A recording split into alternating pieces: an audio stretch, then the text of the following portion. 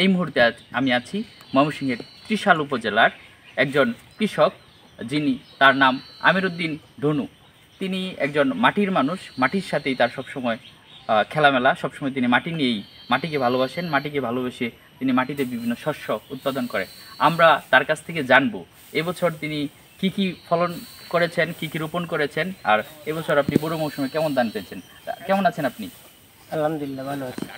এই যে তো কেমন ফলন কেমন হয়েছে? ফলন খুব ভালো হয়েছে। ভালো ফলন হয়েছে। তো আপনার বিঘা প্রতি কত মণ ধান হবে? 6.5 এক কাঠা আঙ্গুরের দিকে। আচ্ছা আচ্ছা। এই এক কাঠা জমিনের মধ্যে 5 মণ, 5.5 মণ।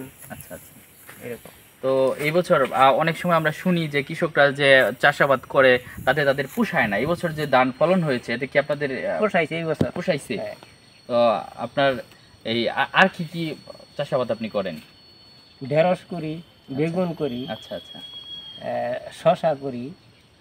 তো আপনি যে চাষাবাদ করেন এগুলা কি আপনার ফ্যামিলির যোগানের পরে আপনি বিক্রি করতে পারেন? বিক্রি করতে পারি।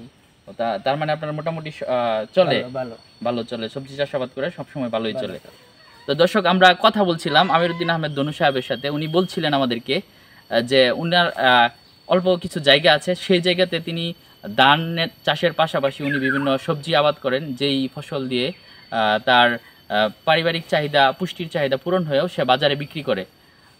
এই আমিরউদ্দিন আহমেদ ধনুর মতো মানুষরা আমাদের মাটির মানুষ, সংগ্রামী মানুষ, ওনারা আছেন বলেই আপনারা ওই শহরের সেই বড় বড় আলিশান দালান কোঠায় বিলাসবহুল ভবনে থেকেও আপনারা এই আপনাদের মুখে আহার জুটে।